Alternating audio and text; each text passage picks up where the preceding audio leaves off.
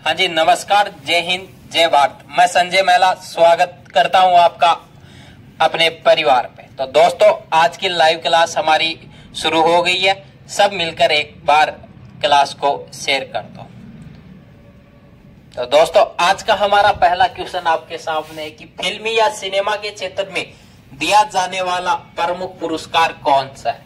इसमें दोस्तों आपके सामने है अर्जुन पुरस्कार, दादा साहब फाल्के पुरस्कार, कलिंग पुरस्कार और धन्वंतरी पुरस्कार। तो दोस्तों, फिल्मी या सिनेमा के क्षेत्र में दिया जाने वाला प्रमुख पुरस्कार कौन सा होगा?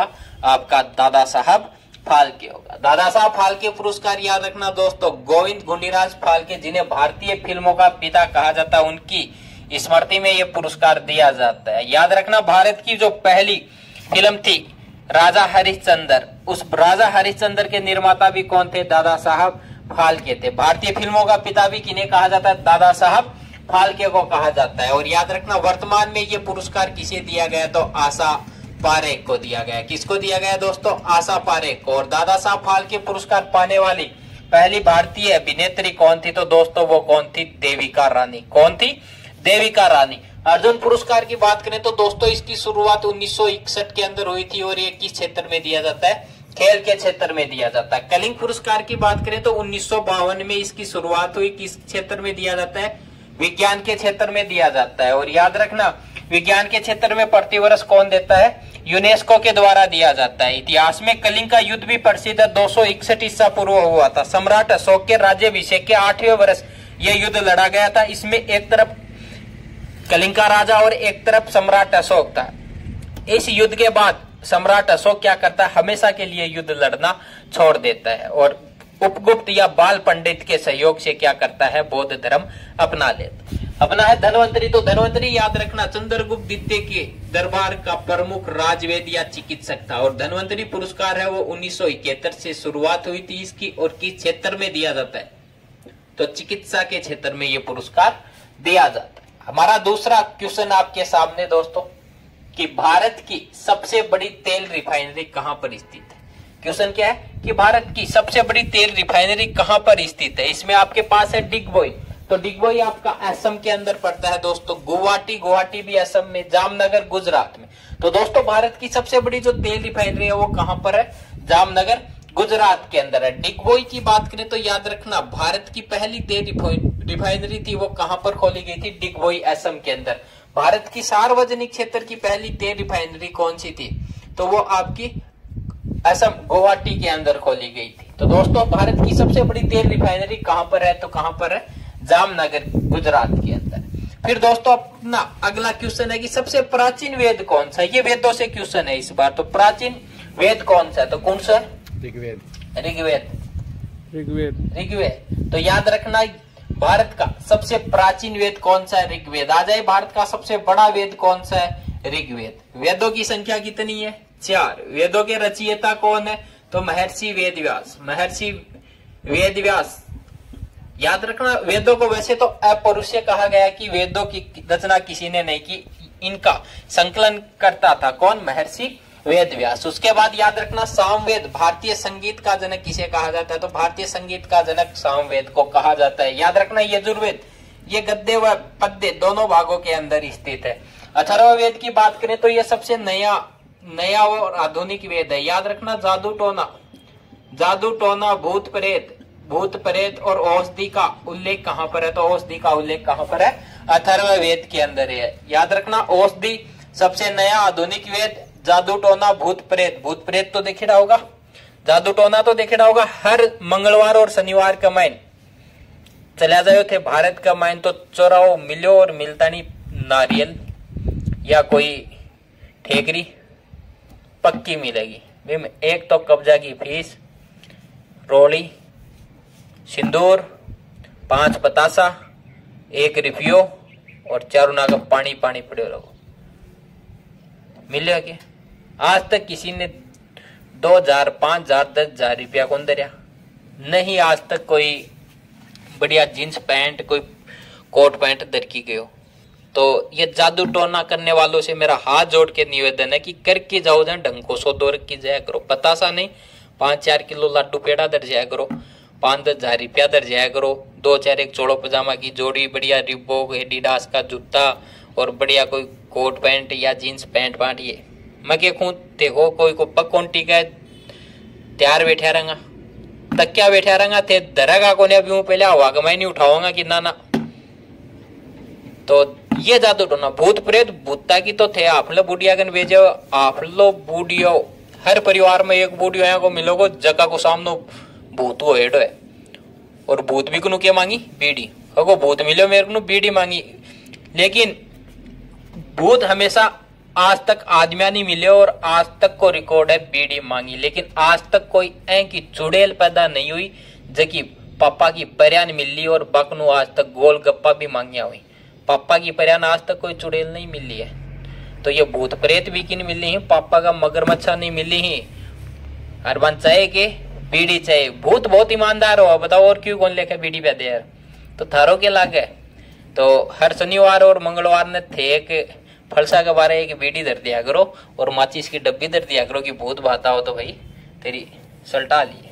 तो भूत प्रेत सबसे नया औषधि जादू टोने से संबंधित वेद कौन सा आपका, अथर्ववेद। तो याद रखना सबसे प्राचीन वेद आपका कौन सा हो जाएगा, ऋग्वेद। शिक्षक दिवस प्रतिवर्ष कब मनाया जाता है, तो दोस्तों शिक्षक दिवस सबके दिमाग में आ गया होगा क्वेश्चन। हाँ छोटू, 5 सितंबर। 5 सितंबर का मम्मी की होगा, सही है एकदम। तो याद रखना 10 दिसंबर की बात करें तो 10 दिसंबर को प्रतिवर्ष मनाते हैं विश्व मानवाधिकार दिवस। विश्व मानवाधिकार दिवस प्रतिवर्ष कब मनाते हैं, 10 दिसंबर को। 8 अक्टूबर 1932 को याद रखना वायुसेना की स्थापना हुई थी, इसलिए वायुसेना दिवस प्रतिवर्ष कब मनाते। भारत के दूसरे राष्ट्रपति और भारत के पहले उपराष्ट्रपति, अब सही है ना रे? तो भारत को दूसरो राष्ट्रपति और पहला उपराष्ट्रपति कौन हो, डॉक्टर सर्वपल्ली राधाकृष्णन। उनकी स्मृति में प्रतिवर्ष कौन सा दिवस मनाते हैं, शिक्षक दिवस मनाते हैं। रह जाएगा याद। फिर अगला है राष्ट्रपति का चुनाव लड़ने के लिए न्यूनतम आयु कितनी चाहिए। तो राष्ट्रपति का चुनाव लड़ने के लिए 25 वर्ष, 30 वर्ष, 35 वर्ष और 18 वर्ष। 35 वर्ष। 35 वर्ष एक गलत तो होगा, तो मैं तो गिर की रहूंगा। 35 वर्ष। 35 वर्ष। चलो तो देखो 25, 30, 35 और 18। राइट आंसर आपका क्या हो जाएगा, 35। राष्ट्रपति आ जाए, उपराष्ट्रपति या राज्यपाल।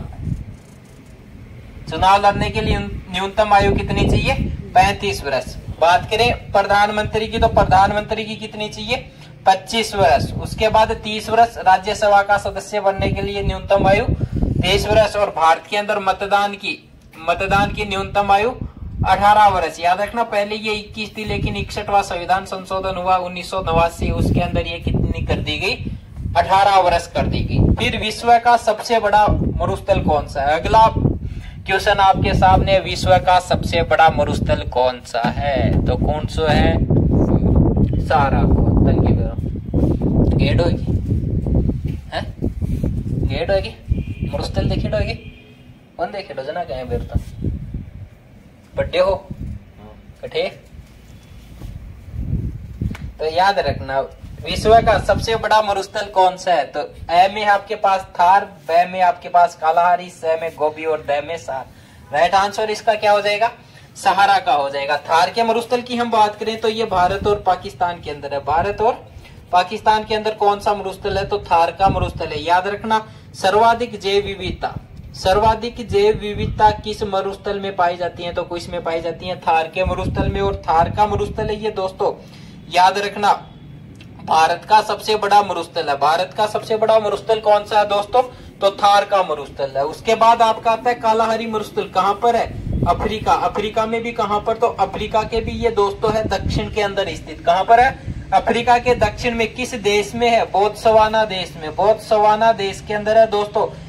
और इसको बुशमैन जनजाति का क्या कहते हैं, बुशमैन जनजाति का दोस्तों इसको क्या कहा जाता है, घर कहा जाता है। उसके बाद कालाहारी मरुस्थल है दोस्तों, याद रखना यहाँ पर विश्व का सबसे बड़ा पक्षी आपका कौन सा है, ऑस्ट्रिच कहाँ पर पाया जाता है, सबसे बड़ा पक्षी तो सबसे बड़ा पक्षी आपका कौन सा? ऑस्ट्रिच। कहां पर पाया जाता है? तो याद रखना कहां पर पाया जाता है? कालाहारी मरुस्थल में। गोबी का मरुस्थल दोस्तों बात करें तो यह है चीन और मंगोलिया में। कहां पर? चीन और मंगोलिया में। यह है ठंडा मरुस्थल। और याद रखना ये एशिया का दूसरा बड़ा मरुस्थल है। और एशिया का सबसे बड़ा मरुस्थल पूछे तो दोस्तों कौन सा होगा? वो आपका होगा अरब का मरुस्थल। उसके बाद सहारा के मरुस्थल की बात करें तो कहां पर है ये? अफ्रीका। और अफ्रीका के में भी बात करें तो ये कहां पर है? अफ्रीका के उत्तर में स्थित है दोस्तों। और याद रखना सबसे गर्म और विश्व का सबसे बड़ा मरुस्थल। बड़ो कितनों? भारत को 3 गुणों बड़ो। भारत का क्षेत्रफल 32,87,263 वर्ग किलोमीटर, ये भारत से 3 गुना बड़ा है। उसके बाद याद रखना यहाँ पर चाड़ झील पाई जाती है। कौन सी झील? चाड़ झील पाई जाती है। उसके बाद यहाँ पर कौन सी जनजाति पाई जाती है? तो बद्दू जनजाति कहां पर पाई जाती है? तो हरमटन, सिराको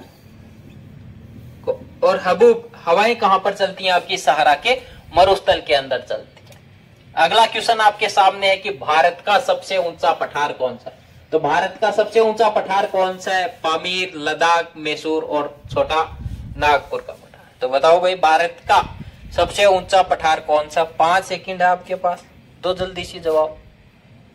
बात करें भारत के सबसे ऊंचे पठार की तो कौन सा है? लद्दाख का पठार। कौन सा है? लद्दाख का। पामीर के पठार की बात करें तो विश्व का सबसे ऊंचा पठार पामीर। और इसे विश्व की क्या कहते हैं? छत। विश्व की छत किसे कहा जाता है? पामीर के पठार को। मैसूर का पठार कहां पर? तो याद रखना कर्नाटक। कहां पर है? कर्नाटक। छोटा नागपुर का पठार, इसको खनिजों का क्या कहते हैं? खनिजों का